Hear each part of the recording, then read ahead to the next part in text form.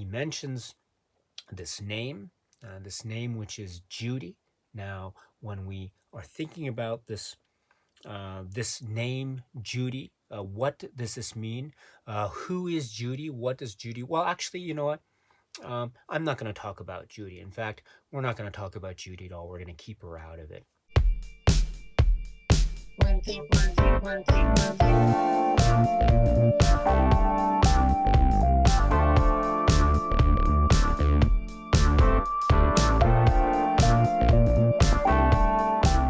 Greetings from Tokyo, my dear friends. This is Daisuke, and I very much hope that this video finds you well and in very good spirits wherever you are in the world. And if you don't mind, let us continue on with our discussions of this brilliant work, which is Twin Peaks Fire Walk with Me, from the director that is the one, the only, Mr. David Lynch. Now, before we continue on, I should say that this is a continuing discussion over the course of many videos on this really wonderful work of art from the world of Twin Peaks. And so, as we have been talking about this film, I would like once again to preface this discussion by saying that, again, we are talking about this film in increments and piecemeal, with the plan to talk about it overall at the very end of this run of discussions. But we are talking about it in more or less the order of the scenes as they appear in this film. So that's one thing to keep in mind. So if you are interested, you can always look at some of the other previous Twin Peaks Fire Walk with Me discussions that I've already had on this channel and I've already uploaded. And so just in case you're interested in that. And also I should point out once again that I am in no way an expert when it comes to Twin Peaks. I have seen this film and I've seen the episodes of Twin Peaks and the series Twin Peaks many times, many times. So I approach this work in that respect, but I will get some details wrong. I will try my best to not get details wrong, but where I do make mistakes, I apologize in advance. It's not my intention to make those mistakes when it comes to the intricate details of this brilliant work, Twin Peaks Fire Walk with Me, or indeed any of the stories that are part of this great place, which is Twin Peaks. So I'll try to avoid mistakes where I can, but where I fall into those mistake pits, I apologize, and I hope you can forgive me. But I will be doing my best because, as I say, I'm approaching this work as a great. I look at this work as a great work of art, and I am a big fan of this David Lynch film, Twin Peaks Fire Walk with Me. Really big fan of this film. And also, just to frame the discussions, as we know, the pilot and season 1 and season 2 of the TV series Twin Peaks was broadcast, and then came the release of this film, Twin Peaks Fire Walk with Me. So I may refer to points of, say, plot or episodes or story points that may have arisen in, say, such pilot or at any point in season 1 or at any point in season 2, because those were broadcast first and then came the release of this film, Twin Peaks Fire Walk with Me. So anything that has come in those seasons or the pilot, I think may be referenced during this discussion. So please, I strongly urge you to, if you have not yet seen the season 1, season 2, or the pilot, season 1 and season 2 of Twin Peaks, my strong suggestion is to turn off this video, and when you have the opportunity, please watch the pilot and then season 1 and then season 2, and then you can watch Twin Peaks Fire Walk with Me, because my discussion will be assuming, or I will assume, that you will have seen those seasons and also the film, of course. Now, I will not directly refer to anything that has been released subsequent to the release of Twin Peaks Fire Walk with Me. So I won't refer to anything that has come after.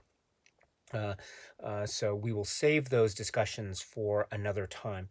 But for the time being, let us focus our attention today on the next increment, the next part of our discussion, with respect to this great film, which is Twin Peaks Fire Walk with Me. Now we come to what is one of my favorite moments of this work, Twin Peaks Fire Walk with Me.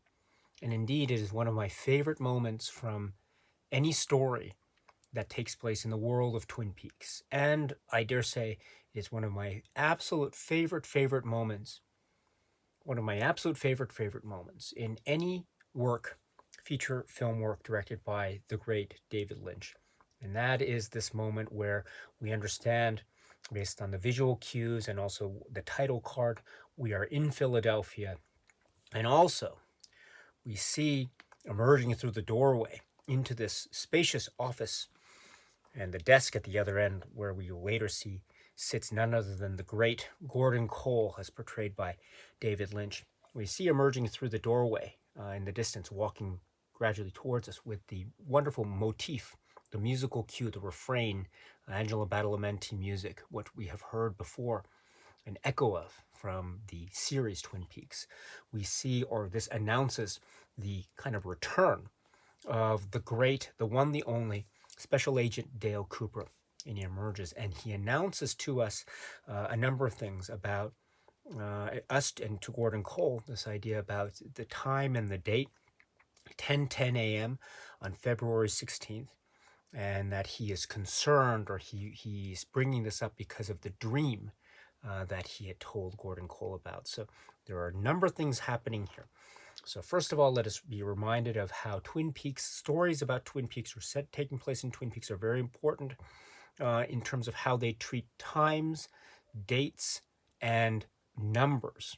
And so we have February 16th, 10:10 a.m., times, clocks. We have seen clocks already in the context of Twin Peaks Fire Walk with Me earlier in the film. There was a shot, for example, of the clock when Sam Stanley and Chet Desmond were about to examine the body of Teresa Banks in the Deer Meadow morgue, if you remember. And there may also be references to clocks and time and numbers, either in previous episodes of Twin Peaks or maybe even in subsequent episodes or parts of Twin Peaks and the stories that we might see going forward. But anyway, let's keep this in mind too. Here's another example of numbers and times and dates, specifically 10:10 a.m., February 16th. So this is announcing a particular point in time and place, Philadelphia. And also we see too, or we hear the idea about dreams, right? So Dale Cooper mentions about this dream that he had. And we see Gordon Cole, his reaction or non-reaction, depending on how we view that cut to his sort of close-up or medium shot of his face or his reaction. So it's a very fascinating thing. So this shot to David Lynch's Gordon Cole's reaction might indicate everything or nothing. It might indicate that maybe Gordon Cole is quote unquote slow on the uptake, or perhaps Gordon Cole knows more than he lets on. And perhaps the more we get to know Gordon Cole, or based on what we have come to know of Gordon Cole from previous episodes, it might be that we fall in the latter rather than the former reading. But in any event, it's a fascinating cut to this medium shot of David Lynch's face as he hears this idea about the dream and the date and time. Now, speaking of dreams too, this reference to dreams is very important too because, well, for a number of reasons. First of all, it reminds us of past episodes where we have heard characters speak about dreams or visions in, say, season 1 or season 2. Remember Major Briggs when he's talking to Bobby about a certain dream or vision. And there's also a distinction that can be made between what is a vision in the context of a Twin Peaks story or what is a dream in the context of a Twin Peaks story. Here we also have the idea of a dream that Dale Cooper says he had, separate from the space that he is occupying in this current moment. So already there is a distinction that he seems to be making in this moment between the quote-unquote reality of the situation that he's living right now, as he's talking to Gordon Cole, versus a dream that he had separate from this moment. Now, this distinction is very important as well because it also can be blurred in the world of Twin Peaks, as we have seen. And it will be blurred, in fact, as we get into the the flow of this really powerful sequence, and we meet other characters, or we see characters that we have come to know, like Albert, and also we will meet characters that we have not met before in the context of Twin Peaks, such as Philip Jeffries, and the idea of dreams. We live inside a dream, and the whole way in which reality seemed to be blurring, almost superimposed over each other, and we'll get to that momentarily. But the point I wanted to raise now is let's keep this in mind about whenever dreams are referenced in the world of Twin Peaks, and how dreams can be referenced in a way that externalizes the dream, makes them separate from the space of the reality of the moment that we are experiencing as we are watching Twin Peaks, such as here, as I would suggest, or there might be moments where dreams and reality merge or are superimposed, or maybe there is a questioning as to whether the context of the reality of the moment is in fact real, or could it be the product or byproduct of a dream? The idea is maybe we are in fact not within a context of reality, but perhaps we are living inside a dream. And perhaps there might be questions that have been posed or raised in prior episodes about this type of dream logic, or this type of questioning of reality, and or maybe in subsequent stories, who knows, we might get a furtherance of this type of discussion about the overlap between quote-unquote reality and dreams. And if that's the case, not only do we get that questioning of reality, but also we might get questions about who is the dreamer. But we will save those questions for another time when we get, say, to various parts of subsequent Twin Peaks stories. But in any event, let us keep this in mind whenever the concept of dreams, or the word dream, or when a character mentions dreams at any point in time in Twin Peaks story, such as this point when Dale Cooper mentions this dream. Now, this goes straight into this very intriguing moment in terms of the security camera and the monitor. And the monitor is being looked at on the monitor view screen. And we have the security camera that is positioned in the hallway. And we have the hallway in one environmental space, or geographical space, or physical space. And then the room, the observing room, or the security monitor room, is in a different room. So we have two spaces that we are then introduced to. So the hallway and then the monitor room. So we have this interesting, and they seem to be adjoined. And we understand this because when Dale Cooper goes into the monitor room and looks at the monitor, sees a hallway, he then walks over into the hallway, and we see him standing in the hallway in front of the security camera, and we see his image on the monitor in the room that we were in. So we have this understanding that not only are there two physical spaces, but there are also the way in which they are adjoined. Now, I say two physical spaces here because we also have to keep in mind this concept of the TV monitor and the security camera. Now, cameras and monitors are also very important, not only in the context of Twin Peaks, but also in the context of David Lynch works, because we have seen how different layers of reality and perception are portrayed in the world of Twin Peaks. For example, we see how we are introduced at the very start of this film, Twin Peaks Fire Walk With Me, with this monitor and a close-up of a screen, which is somewhat fuzzy or hazy at first glance, but we slowly are taken back and we realize that we are looking into the snow of the static of a TV monitor that is then destroyed.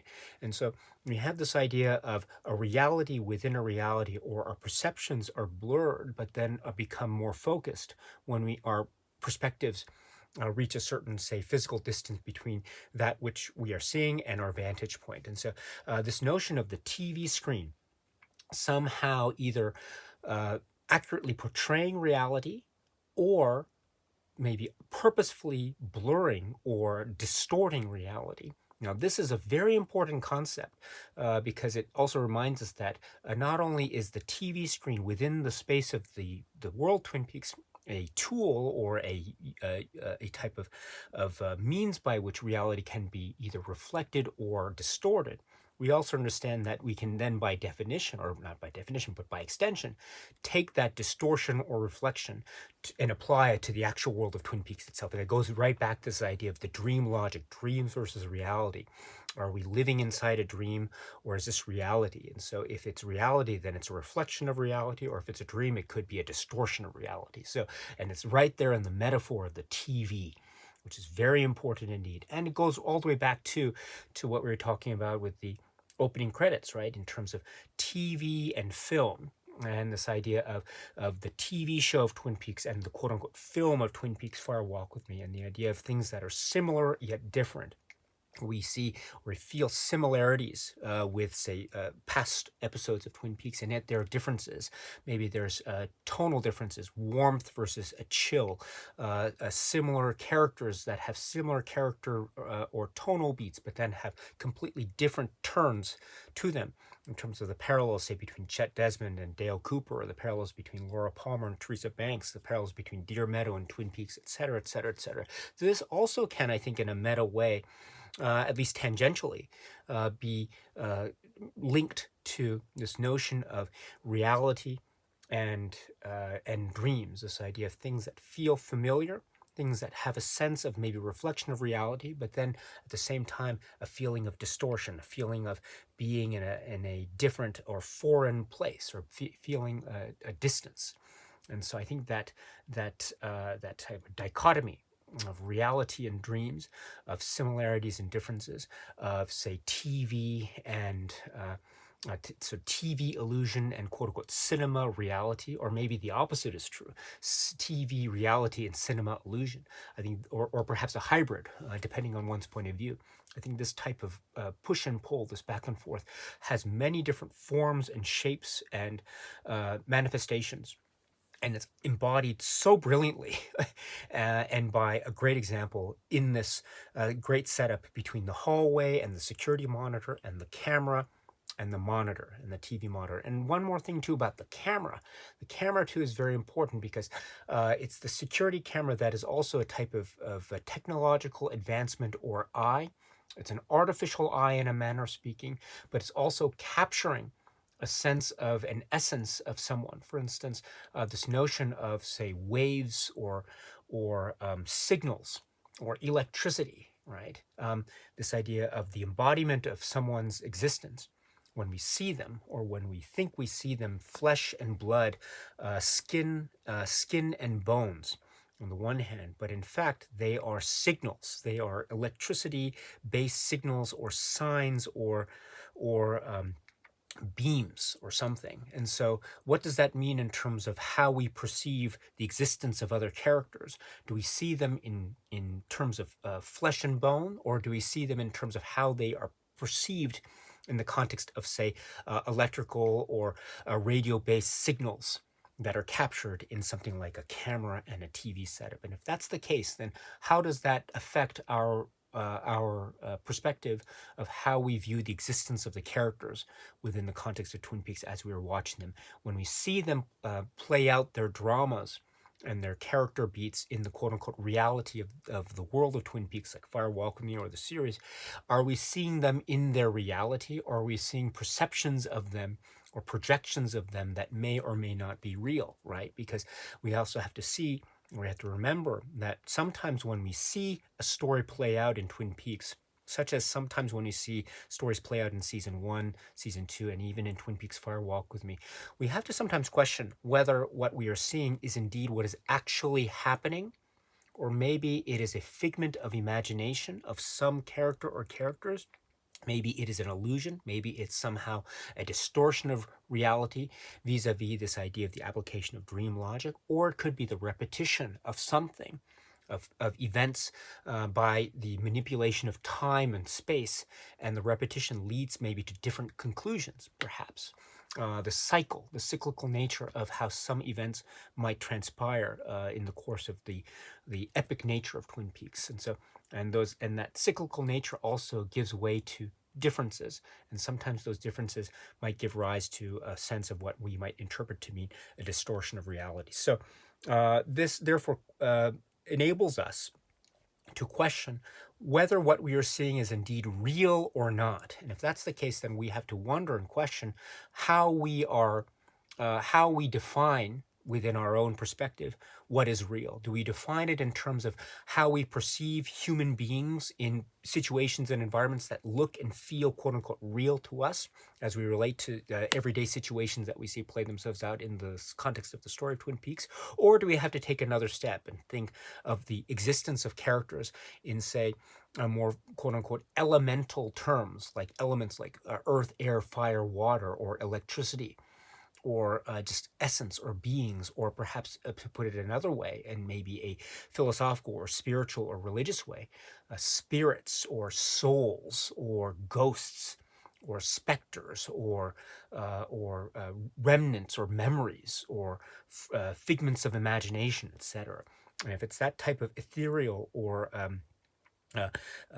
maybe some kind of something without quote unquote solid form or substance or shape, but if it's something that is maybe like gaseous, or something that is not not with some kind of hard form, but if it's somehow ethereal, then how can that then be, say, discussed in the context of not just the spiritual and religious and philosophical realm, but also in the context of, say, the technological and scientific realm? Thus, the idea or the overlap of things like signals and television static and electricity and souls and spirits and ghosts. And so I think that overlap, merges very nicely in the hands of Twin Peaks, or in the hands of David Lynch and Twin Peaks Firewalk with You. And we see it already in this way in which Dale Cooper is captured in the reality as he is watching himself and he's watching the monitor, and he's standing in the hallway. And then also the second or different level of reality of his appearance on the monitor as it's captured by the camera. Now, this distinction also is this double layer of quote unquote perception, or the existence of the character Dale Cooper, is very important because when we get a shot of the elevator opening and we get this eerie echo of the music, and we get this figure who is none other than, we recognize him already in this white suit, David Bowie, and he walks down the hallway out of the elevator, there's this very peculiar, weird, odd moment, right? Which is Dale Cooper is standing in front of the hallway. I'm standing in the hallway in front of the camera. Then he walks into the room, into the monitor room, where he observes on the television screen. But what does he observe? In the course of, say, ordinary physics, it would be impossible for him to observe himself in the hallway, right? Because if he is observing himself, then by definition he would not be in the hallway, right? And so he would not be able to watch his own image on the monitor live because he's in the room, he's not in the hallway. But there's this moment where he is in the hallway, he goes back into the monitor room, and he watches the screen, and what does he see? He sees himself standing there as he is watching his image on the TV monitor. Now, this would seem in one level of reality to be impossible, but if we distinguish various levels of reality that exist in the same space at the same time, namely the real world and also the TV monitor world, or the static electricity world, or the signals, then we understand that maybe there are alternate levels of reality acting at the very same time. Dale Cooper in real time here, Dale Cooper in the TV signal reality here, acting at the same time. This is very important too, and we see as this is happening, the emergence of the David Bowie character walking down the hall right past him. This is so profound. It's so weird, and it almost goes unexplained, and it's not quite. We're not quite sure when you see this for the first time. We think, what's going on? Wait a minute, this is totally skewing my sense of the reality of the situation. But upon I think it's therefore subject to so many possible interpretations. So we go back to this idea of various levels of reality that are existing at the same time in various moments of the story of Twin Peaks, such as this moment here. So we also understand too, when we have various levels of reality as expressed in, say, the flesh and blood, the corporeal, and then the more ethereal, uh, we understand that that could also be applied to this idea of a religious framework, the heaven and earth, and also the idea of the spiritual and the corporeal, and also the idea of quote unquote reality and actuality, and also electricity and the formless, and the like, which I think also runs through various other episodes of Twin Peaks. Also, this idea of alternate realities, because if we have different realities merging at once, we also can open ourselves to the possibility that Twin Peaks stories could be stories that are dealing with alternate realities. And if alternate realities are possible, that means that we can have the same character operating on two different planes of reality at the same time, which is a very, I think, dense. It's a dense concept because it opens itself up to, I think, multiple possibilities, not just multiple possibilities in terms of plot divergences, but also multiple possibilities in terms of how characters are then manifested and then are maybe interpreted or reinterpreted. In fact, maybe we might see not just alternate realities, but alternate versions of the same character. Now, this brings us back to, say, the way in which season 2 ended and the way that Dale Cooper ended up vis-a-vis Bob, vis-a-vis the Black Lodge, vis-a-vis where's Annie, where's Annie? And we also are reminded too of quote unquote the doppelganger, doubles in the context of, say, Leland Palmer, in the context of, say, Maddie and Laura Palmer, and not just in those characters, but also elsewhere in Twin Peaks where we have, doubles, two characters that may be different characters on the one hand, but maybe are reflective of two sides of the same persona. We're not quite sure. And here we have, I mean, within the space of this moment, two Dale Coopers at once. And so if we think about that, two Dale Coopers at once, it reminds us not just of what we see in season 2, but also it might give some clues or hints as to what we might see going forward. But let me hold off on that, and we'll save that conversation for when we get to future stories of Twin Peaks. But so it lends itself to a number of possibilities, and it then brings us to the introduction of one of the most mysterious figures in this film, Twin Peaks: Fire Walk with Me, as portrayed by the great David Bowie, and that is Philip Jeffries. So Philip Jeffries, who is Philip Jeffries? So when he emerges into this office, Gordon Cole's spacious office, we have this odd situation going on. Philip, he's identified as Philip, and the Dale Cooper maybe says Philip, and Albert is there, and also Gordon Cole says you may have heard of him from the Academy. So there is some kind of, say, fame, or some kind of maybe fame, or maybe even notoriety. But something is known about this character, Philip Jeffries.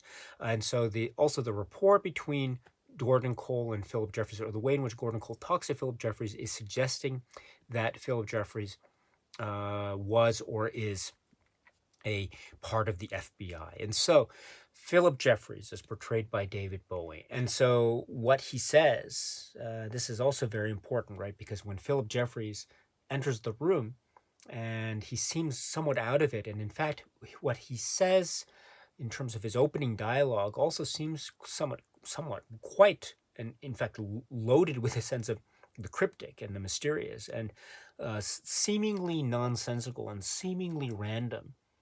That seemingly nonsensical aspect, the seemingly random aspect of it, that perhaps imports with it more meaning and more significance than we might first realize when we are watching this for the first time. So what does he say? He mentions something about, well now, right? I'm not going to talk about Judy. In fact, we're not going to talk about Judy at all. We're going to keep her out of it. Who do you think this is there? And he points to Dale Cooper about this, and the camera shifts, and a number of things happen, in fact, all at once. We see some kind of superimposition of something that reminds us of the static or electricity or the TV screen that we had seen not only just seconds prior in the monitor room, but also in the very beginning of Twin Peaks Fire Walk with Me, with the static and the TV screen and the snow. And this will bring us also to yet another reality within reality within reality. We'll talk about momentarily. But David Bowie's Philip Jeffries, and what he says here, again, let us keep this in mind. He mentions this name which is Judy. Now, when we are thinking about this name, Judy, what does this mean? Who is Judy? What does Judy? Well, actually, you know what? I'm not going to talk about Judy. In fact, we're not going to talk about Judy at all. We're going to keep her out of it, at least for the time being. So, in any event, moving on, he also points to Dale Cooper. He says, "Who do you think this is there?" And so this idea, too, of pointing at Dale Cooper. Now, remember, this brings us to yet another very key point, and it ties into something which I was trying to bring up earlier about alternate realities. Now, and it also, I think, operates so beautifully in terms of this film as a prequel of sorts, because we have to remember, this is a film, Twin Peaks Fire Walk with Me, that is released after the broadcast, the initial broadcast of season 1 and season 2. But it is a prequel. It is announcing itself as depicting events that are from the storyline prior to the events of the pilot, Twin Peaks. So it is a prequel in the purest sense of that phrase, right? But it is a prequel that is released afterwards. So it occupies this really interesting netherworld of future and past. And I love that concept. I mean, prequels have this really wonderful way of operating in future and past, right? It is a film that is set in the past, but it was released in the future. And so it's operating in the past and in future at the same time. And so when David Bowie's Philip Jeffries pointing, and he seems to be pointing to Dale Cooper, and he seems to be asking the question, who do you think this is there? This is, I think, a reference to, or it could be interpreted as being a reference to, the identity of Dale Cooper, again, in the context of future and past. The past Dale Cooper, prior to the events of Twin Peaks and Laura Palmer, he is Dale Cooper as we know him. But also we understand, too, that at the end of season 2, he is not the Dale Cooper that we know. So he is and he is not Dale Cooper. He is future and past Dale Cooper. Future Dale Cooper being maybe the Dale Cooper we don't know because of what happens with him vis-a-vis Bob, and also the past Dale Cooper, which is somewhat of the quote-unquote innocent Dale Cooper that is more aligned with maybe our view of him as one of the key heroes of the story landscape that is Twin Peaks. So this is, in fact, maybe a recognition of the future and past, all enveloped in this moment of the present that Philip Jeffries is recognizing. And I think this is such a key moment too, because after all, this Twin Peaks Fire Walk with Me is, again, as a prequel, it reminds us that it is talking about past events, but it's talking about it in future time. And so it has that perspective of the future. It has this perspective of the knowledge of something that will happen as the past events are being told in the real time of the film. And so there's this uncanny feeling in the air of almost inevitability, of almost this idea of recreation of things of the past, and also a type of repetition as well that is inherent as we were watching Twin Peaks Fire Walk with Me. So in that way, Twin Peaks Fire Walk with Me, I would suggest, is a film that, while it is a prequel, it also serves, I think, in a thematic way, in terms of the order of watching the stories. I think I'm always keen on watching the pilot, and then season 1, season 2, and then Twin Peaks Fire Walk with Me. Even though the story takes place prior to the events of the pilot, the order reminds me that this is, again, future and past. After all, right, the phrase Twin Peaks Fire Walk with Me, where does it come from?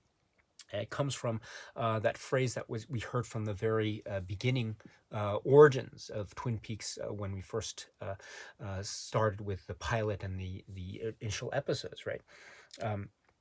Through the darkness of future past, the magician longs to see one chance out between two worlds. Fire, walk with me. Through the darkness of future past, future, past are mentioned in the same refrain in this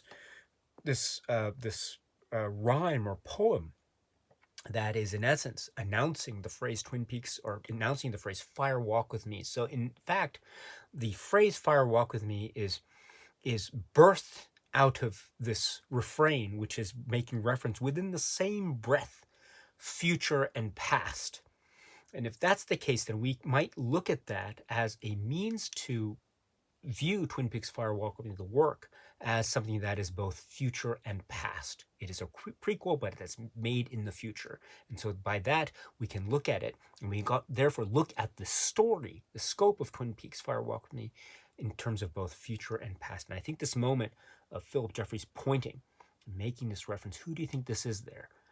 He's speaking, or it can be interpreted to say that he is speaking to us about Dale Cooper and the future and past Dale Coopers, and what has happened to him and what will happen to him at the same time. And maybe, therefore, Philip Jeffries as a character knows more than meets the eye. And maybe Philip Jeffries as a character is one that we should keep in mind if we might ever meet him again, if at all. Again, we're not sure because, well, let's talk about what happens to Philip Jeffries here, right? Because then we have this blurring or the superimposition of a number of things going on, right? So we have the quote-unquote reality of Philadelphia, and then we have this reality of the TV snow, and then we have something which is an environment that is completely out of nowhere, right? Which is this room, this a very strange space that seems to be shadowed, or some kind of room.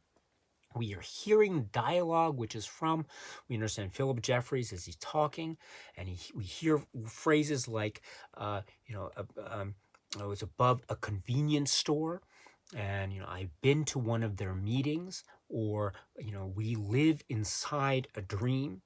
And so we have this reference to, above a convenience store. Again, much like when we first heard the refrain, Fire Walk with Me, right at the very start of this journey of Twin Peaks, we also heard this refrain, or this idea about above a convenience store, right, in terms of the discussion from Mike when he's talking about Bob at the very start of the journey of Twin Peaks. And so we are reminded then of this idea, and the idea of the convenience store does emerge here and there during the investigation as we go through the episodes of the seasons. And now we have this reference from Philip Jeffries of the convenience store and meetings and living inside a dream. Once again, the mentioning of a dream here, this time not externalized as we had heard it previously by Dale Cooper, 10:10 a.m. February 16th, but now living inside a dream. And we hear this as we see various levels of reality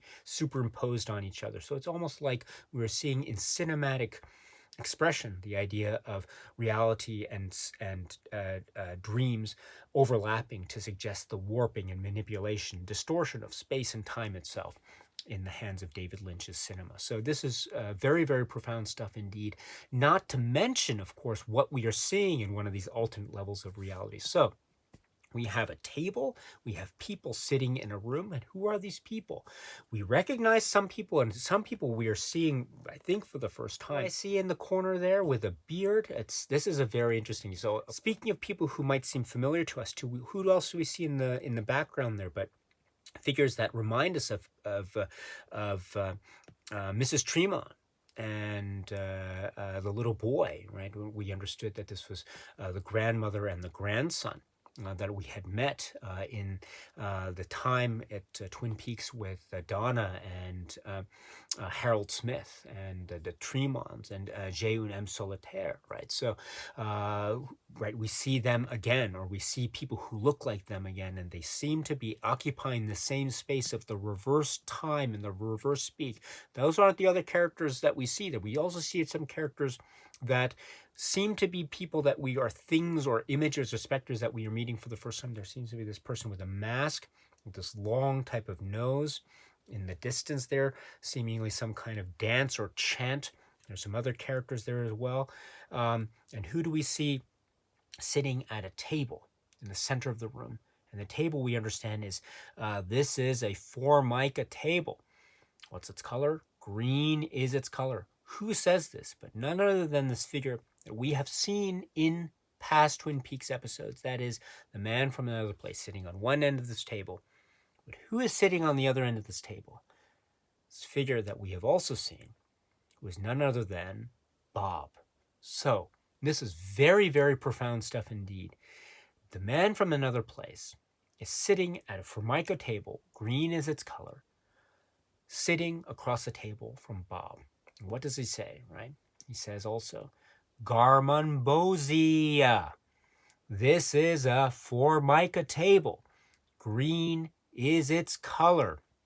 And so we have this really, I think, mind-blowing scene between the man from another place and Bob. Now, if you recall from the season 1 and season 2, when we had seen Bob and when we had seen the man from another place, primarily in season 1 it was in the form of dreams, but then at the end of season 2, with the entrance into this place called the Black Lodge, we had encountered the man from another place. So it is unclear if the man from another place has maybe malevolent intentions, or benevolent intentions, or maybe it's unclear. We're not sure.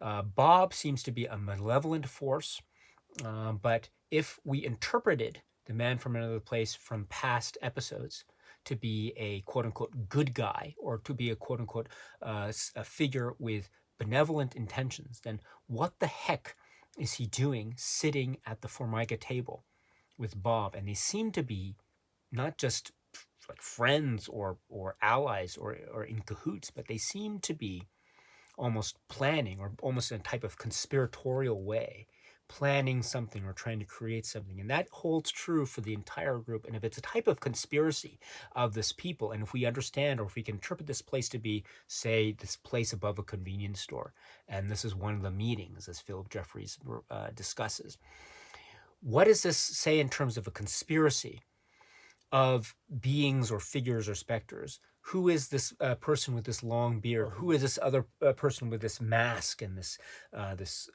sort of facial features? Who are these other people in the background? Who are these people who we thought were the Tremons, etc.? Are they also in on the plot?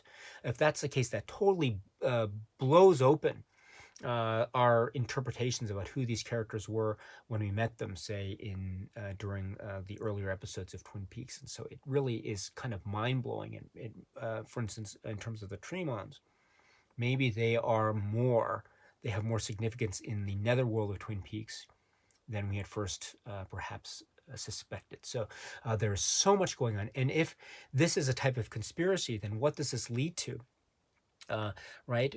Because there's also this mentioning of a ring, and the man with another place says, "With this ring, I thee wed," and he laughs. It's almost like a cackle or a type of maybe evil laughter, again, depending on our interpretation. But we have the reference to a ring.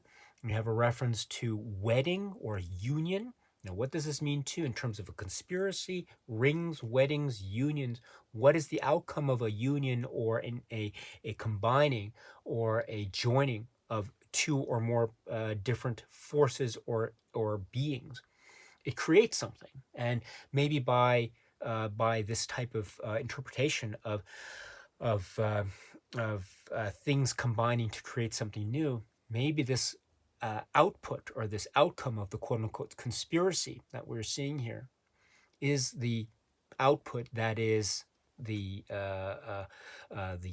transformation of the scene into the space which we recognize as this space which has been identified in past episodes of Twin Peaks as the Black Lodge, together with this very recognizable, iconic pattern on the floor and the red curtains. And so what does this say about the myth of Twin Peaks? Are we therefore to interpret that the man from another place somehow conspired with Bob and company to create this area known as the Black Lodge? Are the Tremons involved? What about these people who are they like woodsmen or something? I'm not sure. What about this other figure that seems to be standing and dancing in terms of smoke and fog? What about this young boy who says, "Fella victim"?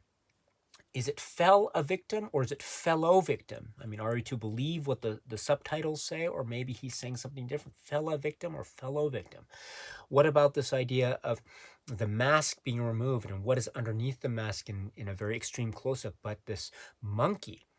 And so, what do we make of this type of very extreme imagery here and there, and the implications of the connections of characters that we might have seen before, that might have had maybe innocent or maybe non-consequential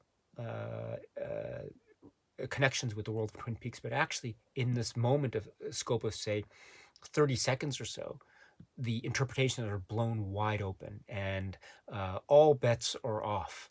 And the myth of Twin Peaks, I think, is expanded, is also further mystified, and it's further created, the enigma is deepened, which is a great thing. So it's explaining the backstory, but the more explanation we get, I think the further into this this morass of mystery we are enveloped. And that's one of the great beauties of Twin Peaks, is it not? You know, that's the great genius of David Lynch and Mark Frost and the writers of Twin Peaks, and also the way in which this is told in Twin Peaks Fire Walk with Me. The more we know, the less we know. Let me say that again. The more we know, the less we know. And so this is, I think, therefore one of the most brilliant aspects of this film, Twin Peaks Fire Walk with Me, and dare I say it, one of the most brilliant moments of any David Lynch film for me. This is why, this is an example of why I love David Lynch work so much. It's this way in which we have so much information given to us, but at the same time, what's going on, and it's that balance, or that off sense of being off balance, that is so magical and mysterious and beautiful and frightening and chilling all at once, while giving us alternate realities, while giving us a sense of the sonic and the visual seem to be clashing, and also very maybe intriguingly as well, not just clashing but also integrating at the same time. We are seeing things for the first time, yet we are hearing things that are familiar to us, and it's also the sense of similarities and differences. It's also a sense of alternate realities. It's also a sense of reality and dream. It's also a sense of dreams and nightmares. It's also a sense of what we are, can we believe what we are seeing, or are we to hold these images as being mere illusions? And if they're illusions, are they just illusory and fragmentary, or do they hold more significance than meets the eye? So many things going on enveloped in these moments. And also, there is the great close-up, not just this idea of garmonbosia. What does garmonbosia mean? What about this close-up of the mouth, that it's mouthing the word electricity? Wow, right? Now it seems, therefore, any word that's spoken in the space of this moment seems to have this huge, huge impact or significance. What does it mean specifically? I don't know, but we can definitely speculate, being fans of the world of Twin Peaks. Electricity.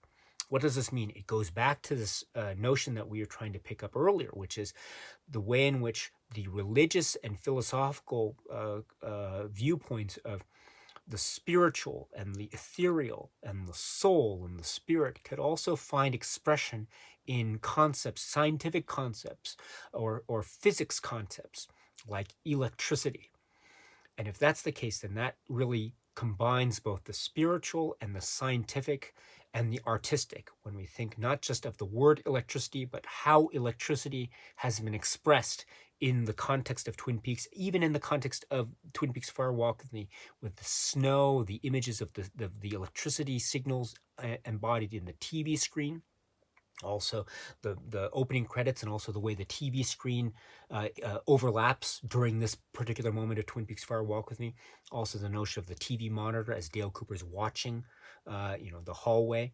And also electricity. Where have we seen electricity before? The pole, the telephone wires, the electricity wires, right? Fat Trout's trailer park, and with the number 6 with some other numbers there, Chet Desmond, when he looks up and he sees and he turns around, he goes back to the other trailer and then he tries to pick up something and then fades to black. So this idea of electricity, telephone signals, signs. We also heard this idea, right? The owls are not what they seem in terms of signals from quote unquote outer space, from or to outer space. What is significance? Again, we're not sure. And the directional aspect of that, we're not sure. But we heard about this from Major Briggs in past episodes of Twin Peaks. But this idea of formless, ethereal nature, things, ghosts, specters, images, spirits, electricity.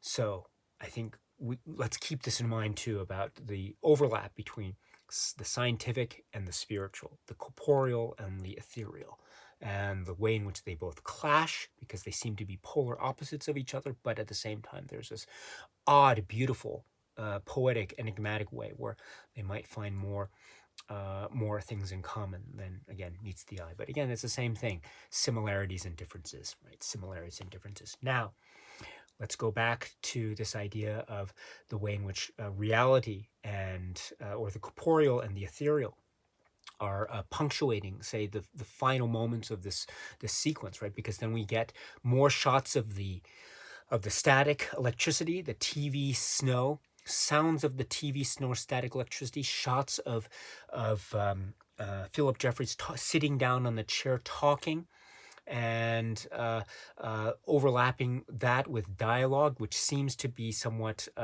maybe disconnected, maybe connected or disconnected. There doesn't seem to be this perfect sync up between image and sound, especially at the very tail end of this sequence.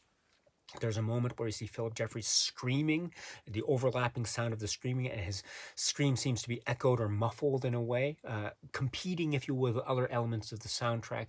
And then we see also shots of the wires too, and then this rush of images and sounds, and leads to this empty chair and the announcement, he's gone, right? And so we get the announcement too from Albert at the phone in the distance, right?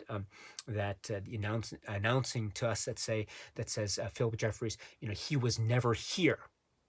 He was never here. So this is also very important too, right? Because it brings into question this thing that we were bringing up before too, which is how we and how characters within the world of Twin Peaks, and thus how we as viewers of Twin Peaks, how are we to say, understand what existence is in the context of Twin Peaks? Is existence represented by the way that we perceive characters to operate in environments that seem familiar to us, in rooms, in coffee shops, in offices, etc.? Or is existence more ethereal, more random? Than that? Is it more existing on the plane of, say, the ethereal or spiritual, or the electricity or static? In which case, the existence, non-existence, the appearance, disappearance of Philip Jeffries, I think, goes hand in hand with that type of seamless going back and forth between alternate forms of perceptions of reality. So the fact that Philip Jeffries is there and not there, he seems to be there but then disappears. He was never there. It calls into question maybe Philip Jeffries, maybe he doesn't exist, at least not in the normal sense, right? So we might get a sense too of characters like Philip Jeffries, or maybe even other characters in Twin Peaks, whose appearance or appearances, or how they are treated in terms of their appearance or non-appearance, or their disappearance, or their existence or non-existence, how this will challenge us in terms of how we view what those characters are and how they are represented, and how their existences are represented in the form of, say, signs and symbols, and sounds and images, and indeed maybe the physical embodiment of a performance like, say, by David Bowie, or maybe through other forms. Again, we shall see if we ever meet him again. We shall see. We shall see. But it brings into a question yet another concept too, which is, now we have a kind of epilogue to this moment, which is Dale Cooper and Gordon Cole back in the monitor room, and they have to question whether Philip Jeffries was there or not. Did he exist in that space or not? They are told by information relayed to them via Albert and the telephone that he was never here. And that is one suggestion that therefore Philip Jeffries never existed. However, they use the television monitor as their way of proving to themselves that no, no, no, on the contrary, Philip Jeffries did exist. So this is also very intriguing too. In other words, how do Gordon Cole and Dale Cooper prove the contrary? How do they prove themselves that no, no, no, Philip Jeffries was here? They prove it by looking at the TV monitor. In other words, their proof of the reality of Philip Jeffries is via the TV screen, the electricity, the signals of the TV screen. So it's another plane of reality that they're using to prove the existence in this plane of reality, which is, again, fascinating. Absolutely fascinating. And also, they acknowledge, or Albert acknowledges here at the same time, the disappearance of Chet Desmond. News from Deer Meadow, right? Chet Desmond has disappeared. So the disappearance, not just of Philip Jeffries, but also the disappearance of Chet Desmond. So again, it reminds us too of this idea of absence and, I'm sorry, presence and absence, of existence and non-existence. And so this also brings into question too, or not bring into question, but it reminds us, I think, too, of the very nature of the genesis of Twin Peaks itself. The drama of Twin Peaks can be argued or can be interpreted to mean that the drama of Twin Peaks comes about because of the absence of the character Laura Palmer. So the existence of Twin Peaks is due to the absence of a character. The absence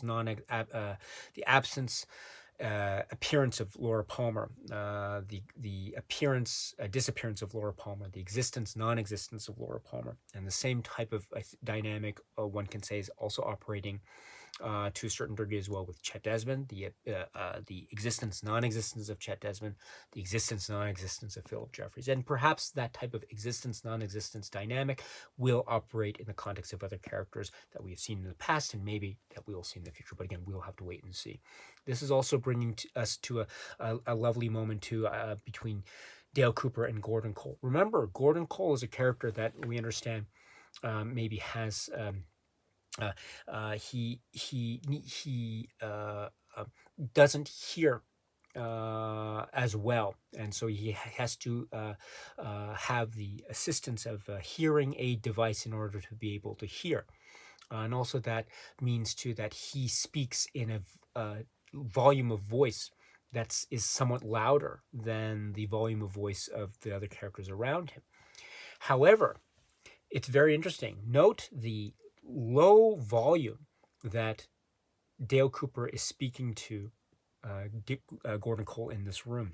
Granted, they're standing next to each other, that's right, but even in past episodes of Twin Peaks where Gordon Cole has been talking to a character that is very close to him, there have been ones where it's suggested that he still cannot hear clearly what it is that is being told to him. However, even in the low volume that Dale Cooper is speaking to Gordon Cole in this room, but he was here. And so Gordon Cole seems to be able to hear Dale Cooper. And Gordon Cole's also speaking in a low volume here, which is somewhat unusual, again, for Gordon Cole and how he has interacted with characters, at least that we have seen in past episodes of the TV show Twin Peaks, and even in past instances within the world of Twin Peaks Fire Walk With You. So it also maybe is suggestive of Gordon Cole's degree and ability of hearing.